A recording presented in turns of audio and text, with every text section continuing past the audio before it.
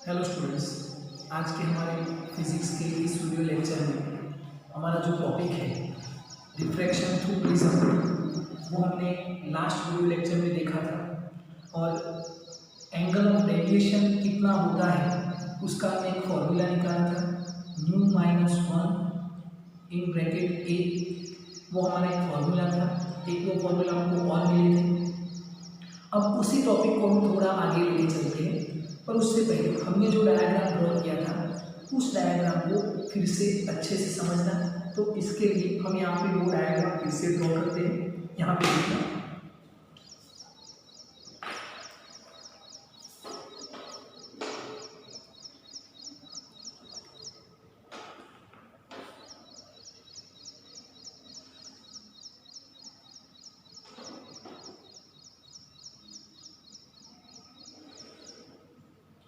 ये हमने एक प्रिज्म लिया है। प्रिज्म में हमने आपको कल दिखाया था कि हम दो सरफेस को यूज करते हैं, एक जहाँ से रेज इंसिडेंट होती है मतलब एंटर होती है, और जहाँ से रे एग्जिट होती है। तो यहाँ पे मैंने एक रेज को इंसिडेंट किया, ये एक इंसिडेंट रे है, इंसिडेंट रे। अब ये रेयर मीडियम है, ये कौन सा मीडियम है? रेयर। और एक कौन सा मीडियम है? डेंसर। इसका रिफ्रैक्टिव इंडेक्स है न्यू। अब जब रे रेयर टू डेंसर जाएगी तो रिफ्रैक्शन होगा।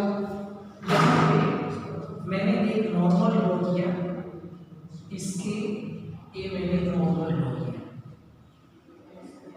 अब जब रे रेयर से डेंसर मीडियम में एंटर होती है तो आपको पता है कि रेस कहाँ पे बैंड होगी? Towards the normal.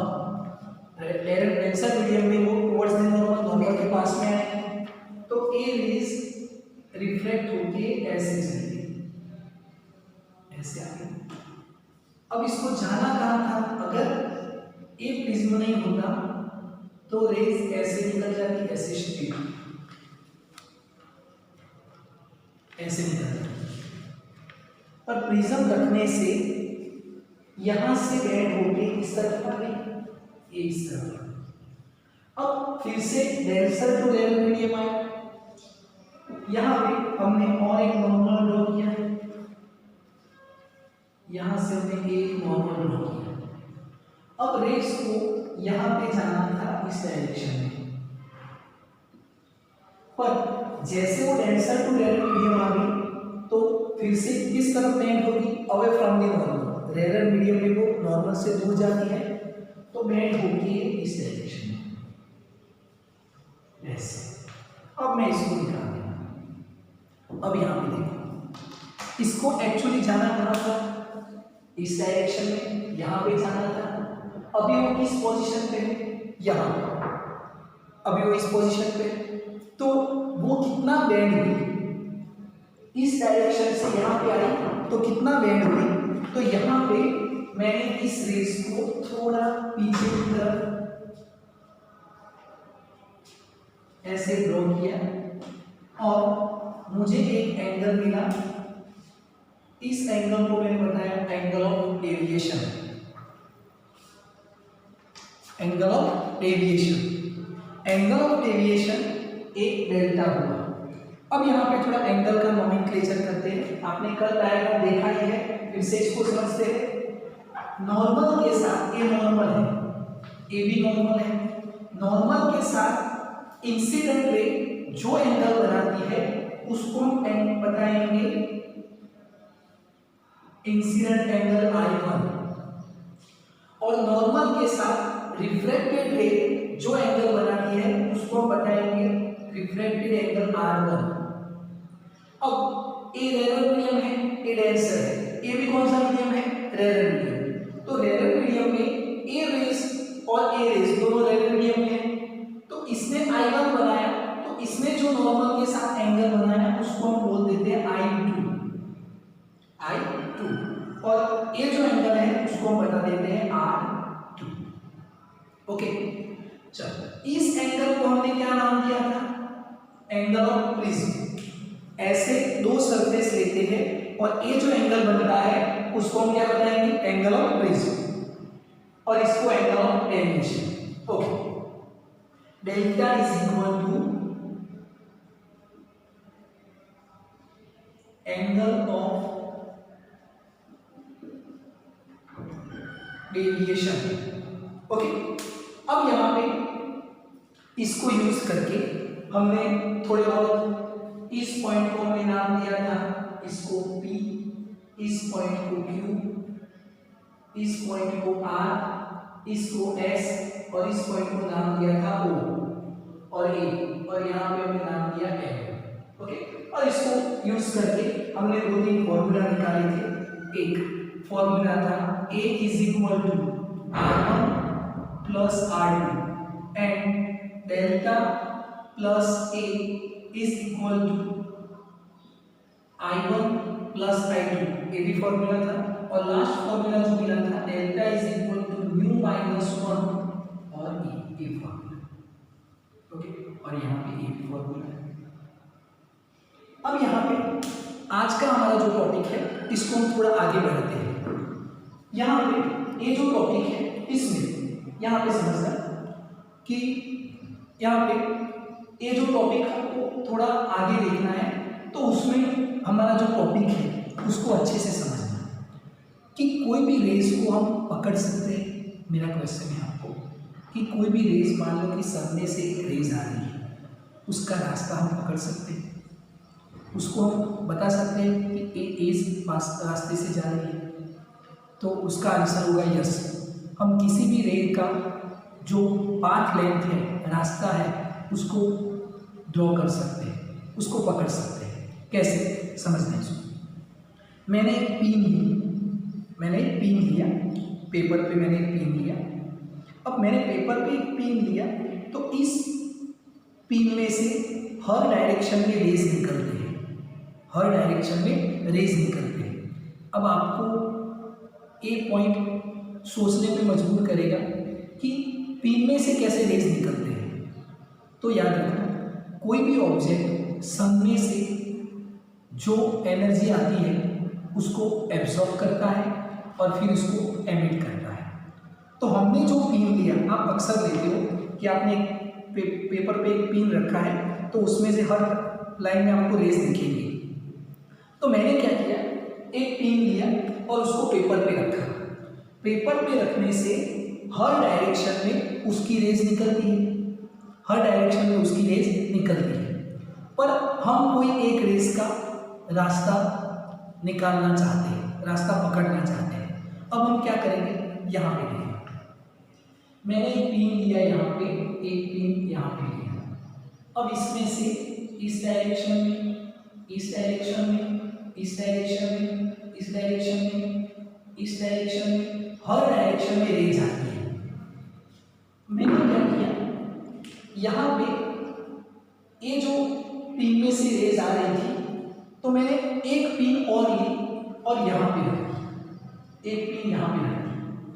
तो यहाँ पे पिन रखने से ये पिन रखी मैंने। अब मैंने क्या किया, इसके आगे और एक पिन रख दी, इसके आगे और एक पिन रख दी। जब मैं इस पिन को रखता हूं तो इस पिन में इस पिन को ढक लिया इसको। अब मुझे वो दिखती है, जैसे यहाँ पे ये आपको एक मार्कर दिख रही है। अब इसके आगे एग्जैक्टली मैं ऐसे ही मार्कर को रखता हूँ, ऐसे। अब आपको पीछे वाली मार्कर नहीं दिखेगी, दिखती है? तो यहाँ पे ये पीछे वाली मार्कर आपको क्यों नहीं दिखती है? क्योंकि इस मार्कर ने इसको ढक दिया। अब मैं क्या करता हूँ, एक तीसरी मार्कर लेके आता हूँ और इसको इसके आगे ऐसे रख देता हूँ। अब आपको ये नहीं दिखेगी। इसका मतलब क्या, ये यही लाइन में आ रही है। तो हमने क्या किया, इसका रास्ता पकड़ लिया, हमको पता चल गया कि इसी रास्ते से आ रही है। तो अब हमने क्या किया, इसके आगे एक और पिन रखते हैं, इस पिन को रखते हैं। तो अब मुझे ये पिन नहीं दिखता, क्योंकि अब मुझे ये पिन दिखेगा। इसने इसको ढक दिया, इसने इसको ढक दिया, इसने इसको ढक दिया। पर मैंने अपनी आइस पहले यहाँ पे सेट की थी और मैंने आइस थोड़ी बहुत यहाँ पे देखी, तो मुझे ए पिन भी दिखता है, ए पिन भी दिखता है, ए पिन भी दिखता है। ऐसा क्यों होगा? क्योंकि मैंने अपनी आइज की जो सेटिंग थी उसको डिस्टर्ब किया और यहाँ से देखा, तो अभी मुझे यहाँ से ए बी दिखता है, चारों दिखते हैं, क्योंकि यहाँ पे उसका रास्ता नहीं है। समझ में आ रहा है मैं क्या कहना चाहता हूँ? तो किसी भी रेज को हम अगर पकड़ना चाहते हैं तो हम ऐसे पिन सेट करेंगे। एक पिन अगर ए इसी पाथ पे आएगी तो इसके आगे पिन रखने से ए नहीं दिखेगा, पर आप यहाँ पे रखोगे और इसका रास्ता ए है तो यहाँ पे रखने से ये दोनों दिखेंगे। ए होता है किसी भी रेस का रास्ता पकड़ना। पर हमारा जो टॉपिक है उसको यहाँ पे अच्छे से समझना। देखो हमने क्या किया, यहाँ पे एक प्रिज्म को ऐसे रखा, या तो इसको ऐसे रखा, एक प्रिज्म को हमने ऐसे, एक प्रिज्म को सेट की।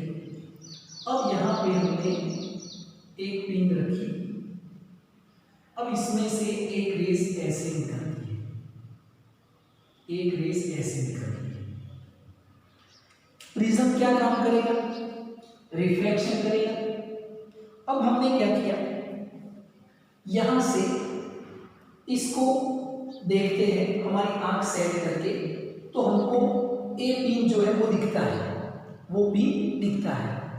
अब हमने क्या किया, इस प्रिज्म को यहां से पहले निकाल दिया, तो इसकी रेस ऐसे स्ट्रेट आ रही है, तो हमने यहाँ पे एक पिन को रखा तो मुझे ये पिन नहीं दिखता है, यही पिन दिखेगा। अब मैंने इसके बीच में प्रिज्म रख दिया, इस प्रिज्म को ऐसे मैंने रख दिया। प्रिज्म रखने से अब मुझे ए पिन यहाँ पे नहीं दिखती, यहाँ पे पिन मुझे नहीं दिखती है। अब मैंने क्या किया कि यहाँ पे देखा, यहाँ से देखता हूँ तो भी ये पिन दिखता है, यहाँ से देखता हूँ तो भी ये पिन दिखता है। तो मैंने ऐसे ट्रायल और एरर करते करते मुझे एक पॉइंट मिल गया यहाँ। जब मैंने यहाँ पे पिन रखी तो एक पिन मुझे अब नहीं दिखती है, इसने इस पिन को ढक दिया, मैंने और एक पिन यहाँ पे रखी, तो अब मुझे ये पिन नहीं दिखती है, इस पिन ने इसको ढक दिया। ऐसा क्यों हुआ? क्योंकि प्रिज्म रखने से ये जो रेज है ऐसे जा रही थी, अब वो रिफ्लेक्ट होके, ये नॉर्मल है तो रिफ्लेक्ट होके इस डायरेक्शन में आ गई, फिर मुझे यहाँ पे ऐसे दिखती है, यहाँ पे ऐसे दिखती है। समझ में आ रहा है मुझे? प्रिज्म रखने से उसका पाथ ऐसे हो गया, रिफ्लेक्ट हो गया, तो हमको पता चला कि रिफ्लेक्शन करने से इसका रास्ता चेंज हो जाता है, ये रास्ता ऐसे चेंज हो गया। ओके, तो अब हमने क्या किया, हमारी आंख को यहाँ पे सेट किया, तो मुझे ए पिन दिखता है, ए पिन भी दिखता है। ऐसा क्यों होगा? ऐसा क्यों होता है? क्योंकि एक ही पॉइंट ऐसा है कि जहां पे ए लाइन रिफ्लेक्ट होकर आएगी, तो आपको एक ही पॉइंट पे मिलेगा। तो ये जो सिस्टम है वो आपको फिजिक्स प्रैक्टिकल में भी यूज करना है, और यही प्रैक्टिकल है। आप पेपर पे प्रिज्म रखोगे और उसका रास्ता पकड़ोगे, तो जिस डायरेक्शन में रेज जा रही है आप पिन लगाओगे, उसके आगे एक पिन लगाओगे तो पीछे की पिन आपको नहीं दिखेगी, तभी तो वो रास्ता होता है स्ट्रेट। ओके, और रिफ्लेक्शन करने के बाद ए रेस कहाँ पे आएगी वो हमको ढूंढना होगा। यहाँ पे हम इसलिए करते हैं, यहाँ पे रखते हैं तो ये पिन दिखता है, यहाँ पे रखते हैं तो ये पिन दिखता है, पर एक रास्ता हमको मिला कि जहाँ पे रखने से ये पिन हमको नहीं दिखता है। तो हमने क्या सोचा, इसी पाथ से वो आएगी, तो ए उसका डायरेक्शन होगा, रे की डायरेक्शन होगी। ओके, अब इसको हम थोड़ा आगे देखते हैं और इसको समझते हैं। इसमें देखो,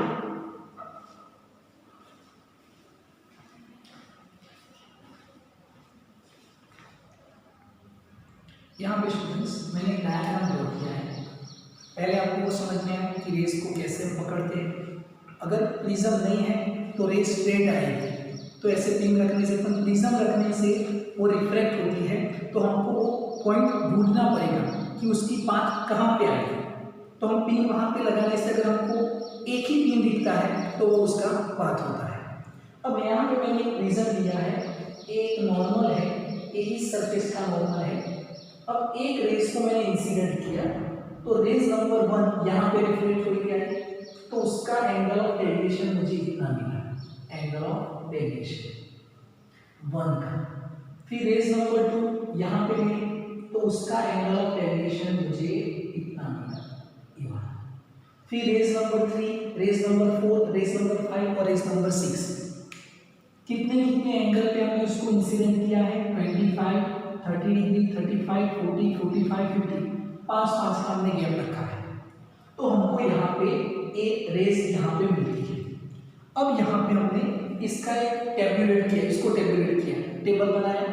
उस टेबल में हमने देखा कि एंगल ऑफ इंसिडेंट और एंगल ऑफ डेविएशन, इन दोनों का हमने टेबल बनाया। याद रखना, इस टेबल से हमको एक ग्राफ भी बनाना है।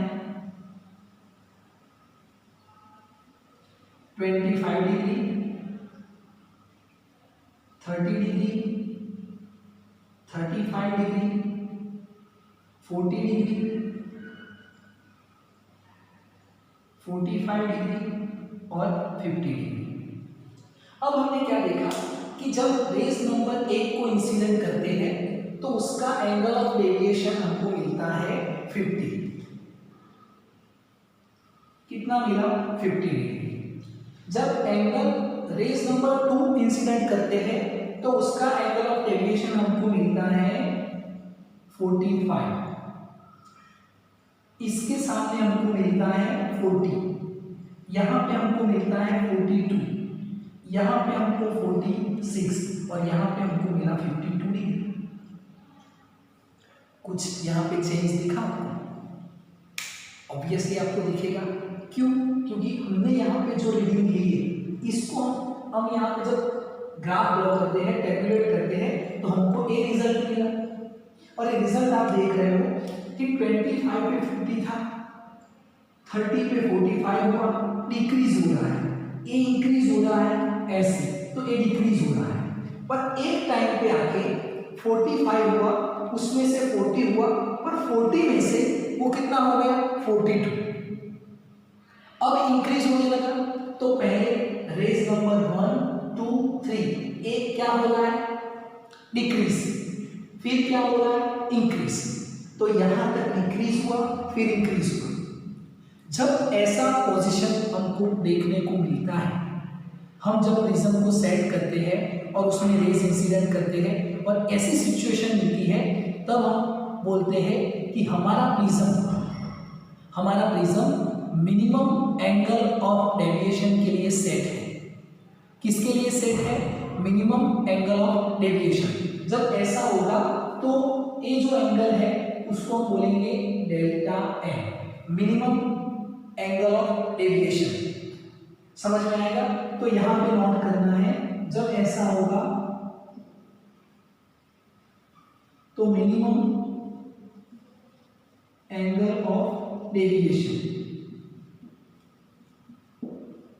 इस पोजीशन के लिए हमारा प्रिज्म सेट किया हुआ है।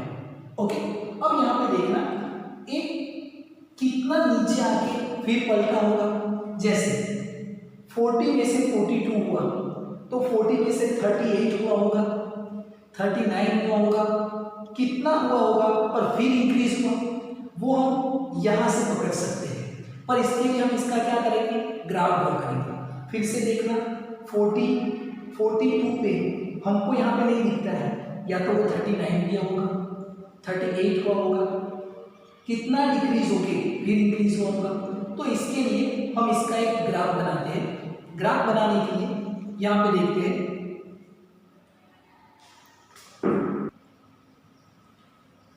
यहाँ पे हमने एक ग्राफ ड्रॉ किया है इस टेबल के हिसाब से। आप अच्छे से इसको देखना। ये जो है वो इंसिडेंट एंगल दिए एक्स एक्सिस पे, और वाई एक्सिस पे हमने एंगल ऑफ डेविएशन यहाँ पे लिखा है, ए एक्स एक्सिस और ए वाई एक्सिस। ओके, अब इसको हमने कैलकुलेट किया तो 25 इंसिडेंट एंगल पे 25 डिग्री पे ए कितना है, 50 डिग्री। तो 25 पे 50 ये आपको मिला। इसको मैंने यहाँ पे ऐसे बताया, अब इसको अच्छे से देखना और समझना। इसको हमने ऐसे बना दिया, ये 25 डिग्री पे अप्रोक्सीमेटली ये हो गया। ओके, 30 पे ये हो गया और ये यहाँ पे मिला, यहाँ पे ये हो। ऐसे हमने ये जो डायग्राम ड्रॉ किया है, ग्राफ मतलब बनाया है, इसमें ये जो मिनिमम एंगल ऑफ डेविएशन है यहाँ से, इसको थोड़ा अच्छे से करना है। ये 35 पे 40 यहाँ पे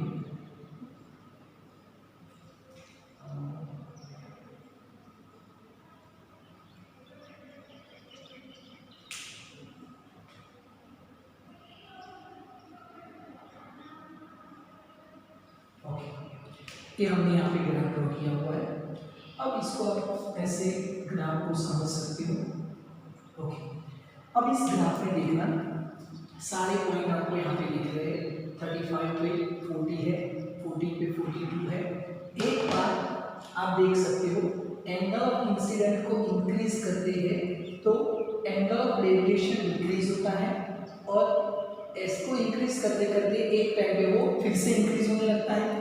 40 तक डिक्रीज हुआ और फिर से इंक्रीज होने लगा। जब ऐसा होता है तो हमारा प्रिज्म किस सेटिंग में है, किस पोजीशन में है, मिनिमम एंगल ऑफ डेविएशन के लिए सेट है। अब इस ग्राफ में देखना, जब हम कैलकुलेशन करते हैं तो हमको एक्चुअली यहाँ से पता नहीं चलता कि ये 35 में जब हमने 40 किया तो ये 40 से कितना नीचे आके फिर इंक्रीज हुआ, कितना डिक्रीज होकर फिर इंक्रीज हुआ।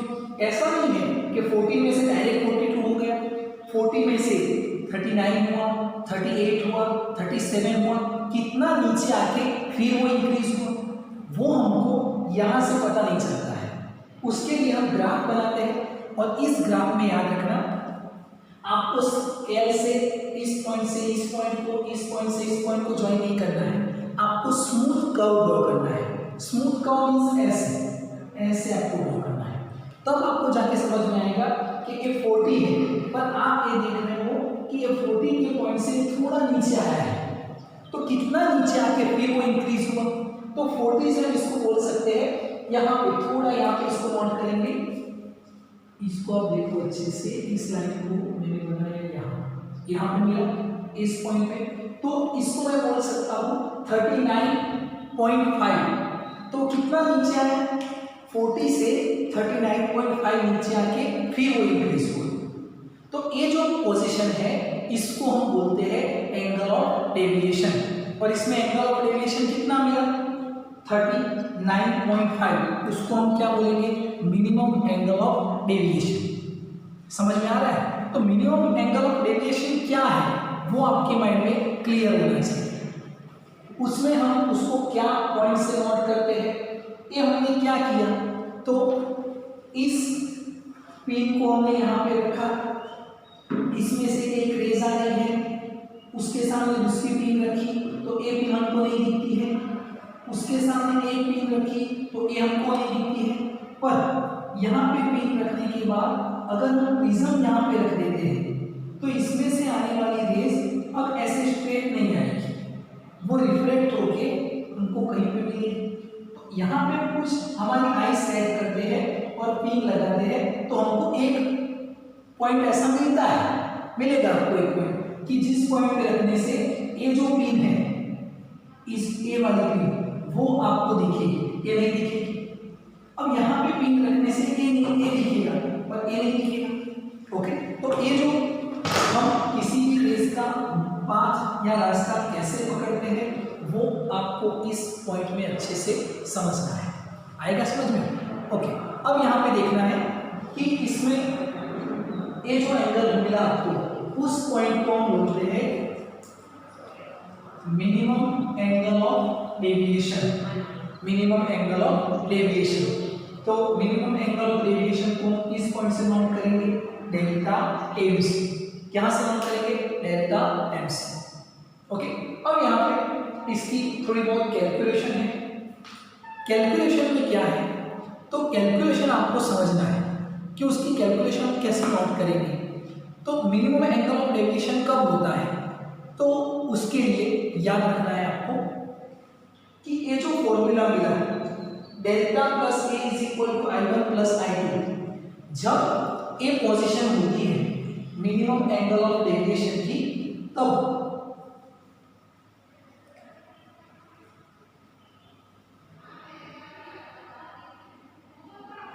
when angle of deviation become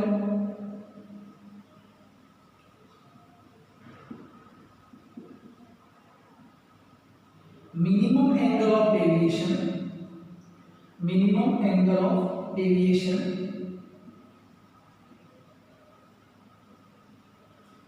when angle of deviation become minimum angle of deviation, then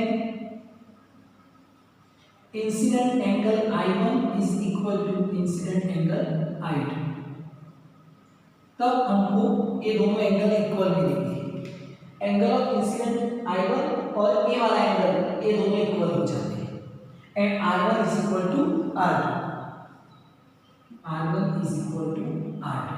एक इसकी कंडीशन है और कब अप्लाइड होगा, व्हेन एंगल ऑफ डेविएशन, ये जो एंगल ऑफ डेविएशन है it's become minimum angle of deviation. कितना मिलेगा, मिनिमम एंगल ऑफ डेविएशन, तब I1 is equal to I2, R1 is equal to R2।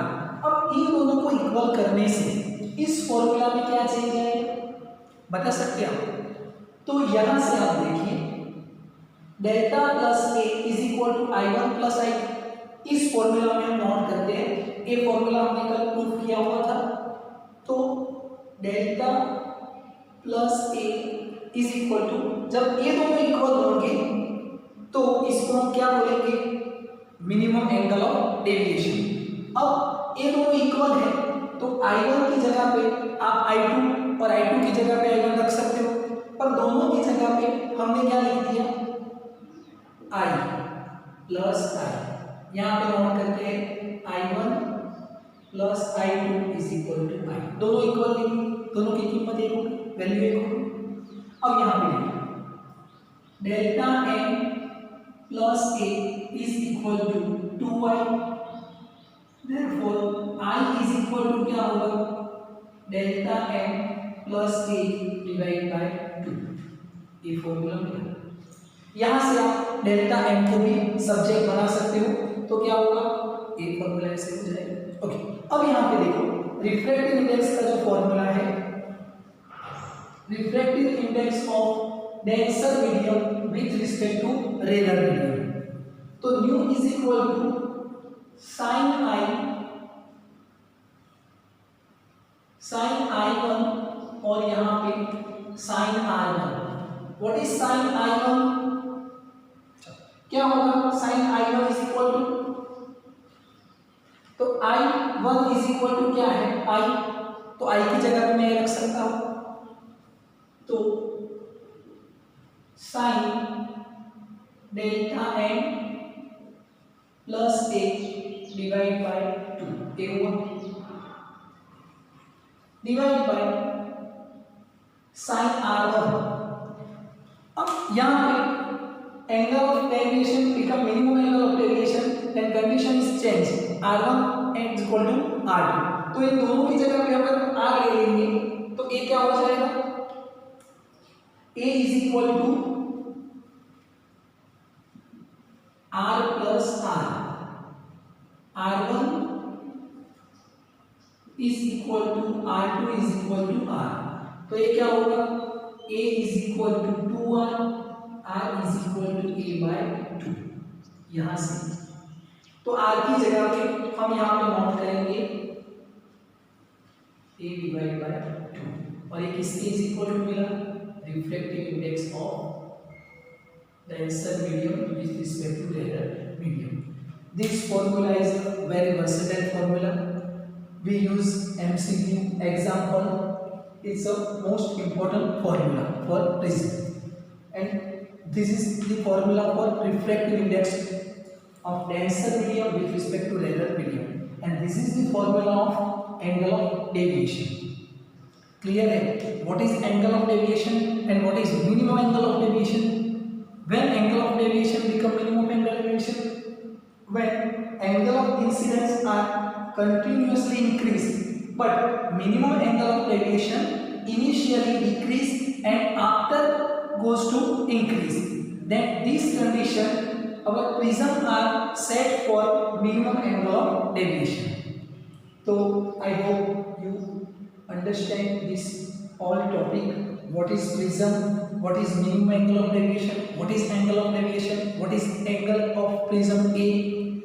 इसके बाद भी हम प्रिज्म के बारे में और डिस्कशन करेंगे, पर आपको ये याद रखना है कि इसमें क्या चेंज होता है, कैसे हम इसको प्रूव करते हैं। एग्जाम में दो तरीके से आएगा, या तो आपको यहाँ तक पूछा जाएगा कि what is the angle of deviation, तो आपको ये डायग्राम ड्रॉ करके इसको प्रूव करना है, और अगर पूरा आएगा एग्जाम में तो आपको यहाँ तक प्रूव करना है। इस मतलब 2020 मार्च बोर्ड एग्जाम में भी एक क्वेश्चन था, उसमें यहाँ तक पूछा गया था कि एंगल ऑफ डेविएशन आप प्रूव कीजिए, फिर डायग्राम ड्रॉ करके आपको इतना बताना था। ओके, तो इस टॉपिक को अच्छे से समझना, डायग्राम को भी देखना और नोटबुक में अच्छे से नोट करना और रीडिंग भी करना, बुक में तो ज़्यादा समझ में आएगा। Thank you.